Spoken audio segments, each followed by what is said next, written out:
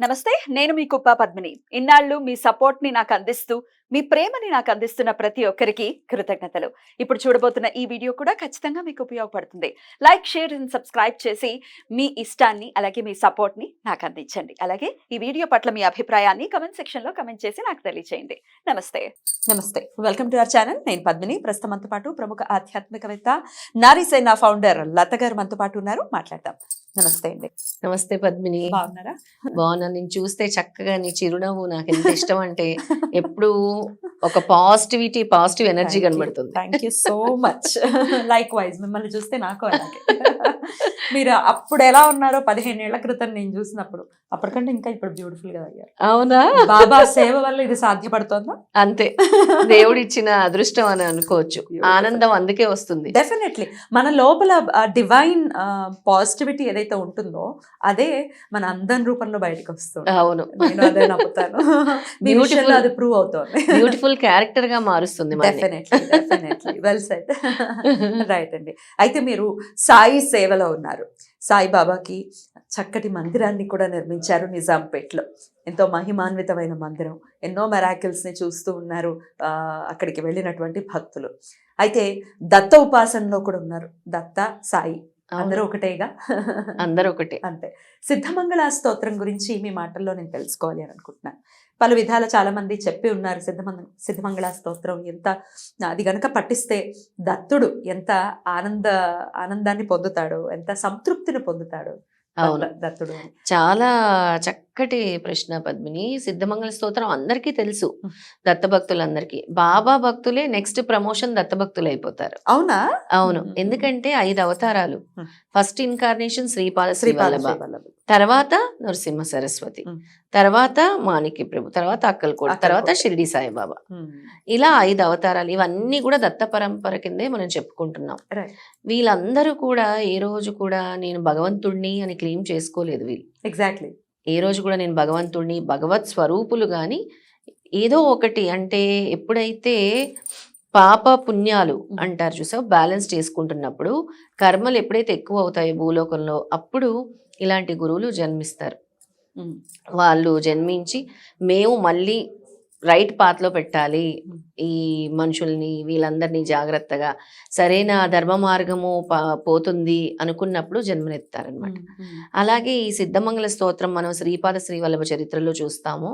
శ్రీపాద శ్రీవల్లభుడు పుట్టినప్పుడు వాళ్ళ తాతయ్య గారు ఆ అబ్బాయిని దత్త రూపంలో చూసినప్పుడు ఈ శ్రీపాద శ్రీవల్లభ స్తోత్రం అనేది పఠిస్తారు. ఆయన నోట్లో నుంచి వచ్చినటువంటి నామాలన్నమాట. ఇది ఎంత మిరాకులస్ స్తోత్రం అంటే, ఈ స్తోత్రం పఠించిన చోట సూక్ష్మ వాయుమండలంలో సిద్ధ పురుషులు తిరుగుతారు.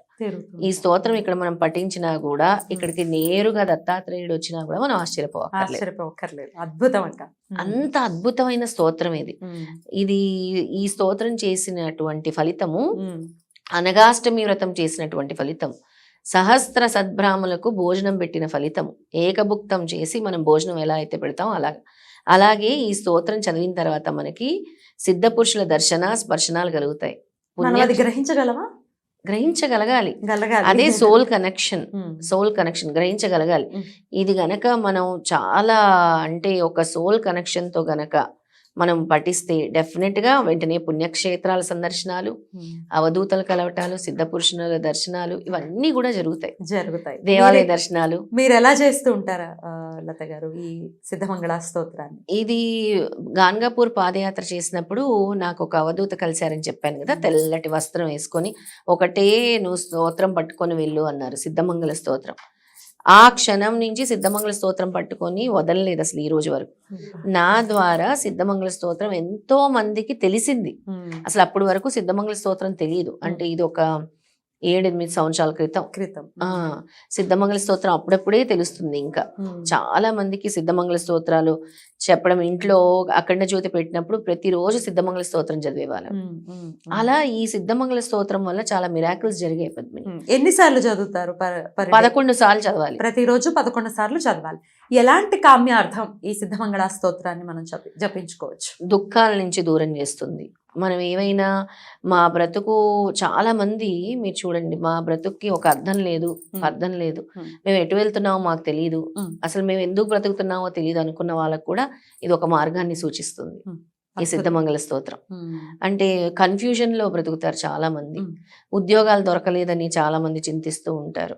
నెక్స్ట్ మేము మేము కావాలనుకుంటున్నాము, అంటే ఒక ఇల్లు కావాలనుకుంటున్నాం, ఒక ప్రమోషన్ కావాలనుకుంటున్నాం, పిల్లలు కావాలనుకుంటున్నాము అని ఒక కోరిక ధర్మబద్ధమైన కోరిక ఫలించే స్తోత్రం కూడా సిద్ధమంగళ స్తోత్రం. అద్భుతం, అద్భుతం. సో ప్రతిరోజు 11 సార్లు అనేది ఏ సమయంలో చేసుకుంటే బాగుంటుందంటారు? ఈ ఉదయం పూట చదువుకోవచ్చు, సాయంత్రం పూట కూడా చదువుకోవచ్చు. రీసెంట్ గా మేము గానగాపురం వెళ్ళొచ్చిన తర్వాత మంచిర్యాలలో కొంతమంది లేడీస్ ఈ సిద్ధమంగళ స్తోత్రం నేను చెప్పటం జరిగింది. చెప్పిన తర్వాత వాళ్ళు 11 రోజులు రోజుకొకరి ఇంట్లో 11 సార్లు చదివారు. అంటే 11 houses చదివారు. ఒక్కొక్కరికి ఒక్కొక్క మిరాకిల్ జరిగింది. ఒకరింట్లో స్వయంగా దత్తుడు అంటే సిద్ధమంగళ స్తోత్రం చదువుతుంటే ఒక నల్లటి కుక్క వచ్చింది, బ్లాక్ కలర్ డాగ్ లోపలికి వచ్చిందంట. వచ్చి అది 2 సార్లు వచ్చి వెళ్తుందంట. అంటే ఆ స్తోత్రం చదివినంతసేపు ఇది ఎందుకు వస్తుంది ఇలా అని వీళ్ళకి అసలు ఫస్ట్ అర్థం కాలేదు. కాసేపు ఉండి కూడా అది కావాలనుకుందంట. అంటే అక్కడ ఉండేది ఒక చపాతీ, అది కావాలనుకుంది. చపాతీలు పెట్టారు వీళ్ళు, మనం వెంటనే ఏం చేస్తాం, వచ్చింది కదా దానికి వెయ్యాలి అని అనుకుంటాం. వీళ్ళకి ఆలోచన రాలేదు. తర్వాత ఆలోచన వచ్చి చపాతీ వేస్తే చాలా ఇష్టంగా తినిందట. వీళ్ళకి ఎంతో మనశ్శాంతిగా అనిపించింది. అంటే స్వయంగా దత్తుడు ఏ రూపంలో వస్తాడో తెలియదు, అన్ని జీవుల్లో నేను ఉన్నానని చెప్తాడు కదా. అవధూతల దగ్గర కుక్కలు కూడా మామూలుగా చాలా, ఇప్పుడు మనం దత్తాత్రేయ స్వామి దగ్గర 4 కుక్కలు చూస్తాం, అవి 4 వేదాలు. అవునా? మనం దత్తాత్రేయ స్వామి ఒక్కొక్క వస్తువుకి ఒక్కొక్క సిగ్నిఫికెన్స్ ఉంది. రాబోయే అధ్యాయంలో చెప్తాను నేను తప్పకుండా. ఒక్కొక్క వస్తువుకి ఒక్కొక్క సిగ్నిఫికెన్స్ ఉంది. ఆయన ఎందుకు పట్టుకుంటారు, ఆయన జపమాలు ఎందుకు పట్టుకుంటారు, బౌల్ ఎందుకు పట్టుకుంటారు, ఇవన్నిటికి కూడా ఒక్కొక్క సిగ్నిఫికెన్స్ ఉంది. కూడా మాట్లాడుకుందాం. అయితే 11 మంది 11 ఇళ్లలో ఇలా వీళ్ళు సంకల్పించుకుని చక్కగా మెరాకిల్స్ ని చూసారు. మరి దాన్ని మీరు ఇన్స్పిరేషన్ గా తీసుకుని మీరేమైనా సిద్ధమంగళ స్తోత్రానికి సంబంధించి ఏమైనా చేయబోతున్నారా? కరెక్ట్ పద్మిని, నా మనస్సంకల్పం చెప్పేశావు, భగవంతుడు చెప్పినట్టు. నేను నిన్ననే ఒక 2-3 గంటలు అలాగా సిద్ధమంగళ స్తోత్రం గురించి వస్తున్నప్పుడు ఒక సంకల్పం వచ్చింది నాకు. ఎప్పుడు భగవంతుడు ఏదో ఒక సంకల్పం ఇస్తూ ఉంటారు. రథసప్తమి, ఈ రథసప్తమి కాకుండా మళ్ళీ వచ్చే రథసప్తమి వరకు నాళ్ళు మీకు టైం ఇవ్వరు. ఖచ్చితంగా ప్రేక్షకులు కాల్ చేసి వాళ్ళ ఇళ్లలో చేయించుకుంటారు. ఖచ్చితంగా మీరే స్వయంగా వెళ్తారా? నేనే స్వయంగా వెళ్తాను. ఇంకా మా దత్త భక్తులు, సాయి భక్తులు తీసుకెళ్లి ఆ ఇంట్లో భజనలు, పూజా విధానము అన్ని చేసి ఆ ఇంట్లో అంటే అఖండ జ్యోతి వెలిగించడానికి ఒక ప్రాముఖ్యత చెప్పారు గురువులు. అంటే గురువులందరూ మనం ఏదైతే జ్యోతి వెలిగిస్తామో, జ్యోతి వెలిగించోట మన లైఫ్ అలా వెలుగుతుంది అంటారు. ఏ ఇంట్లో అయితే జ్యోతి ఉండదో ఆ ఇంట్లో నెగిటివ్ ఎఫెక్ట్స్ చాలా ఉంటాయని చెప్తారు. అందుకే ఏ పనైనా మనం జ్యోతితోనే ప్రారంభిస్తాం. అందుకే ఎవరింట్లో అయితే మనం సిద్ధమంగళ స్తోత్రం చేయబోతున్నామో ఆ రోజు అఖండ జ్యోతి పెట్టి ప్రారంభిస్తాం. అద్భుతం. మరి ఇంకా ఏమైనా డీటెయిల్స్ తెలుసుకోవాలి అనుకుంటే ఖచ్చితంగా లత గారికి కాల్ చేయండి. ఖచ్చితంగా ఆవిడ మీకు డీటెయిల్స్ అన్ని కూడా అందజేస్తారు. అలాగే ఒక్కసారి ఇక్కడ మీరు చదివితే సిద్ధమంగళ స్తోత్రాన్ని వినాలి అనుకుంటున్నాం, వినిపిస్తారా? తప్పకుండా. శ్రీపాదరాజ్యం శరణం ప్రపద్యే, శ్రీదత్తరాజం శరణం ప్రపద్యే. వండర్ఫుల్ పద్మిని. శ్రీమదనంత శ్రీ విభూషిత అప్పల లక్ష్మీ నరసింహరాజా, జయ విజయీ భవ దిగ్విజయీ భవ, శ్రీమద్ఖండ శ్రీ విజయీ భవ.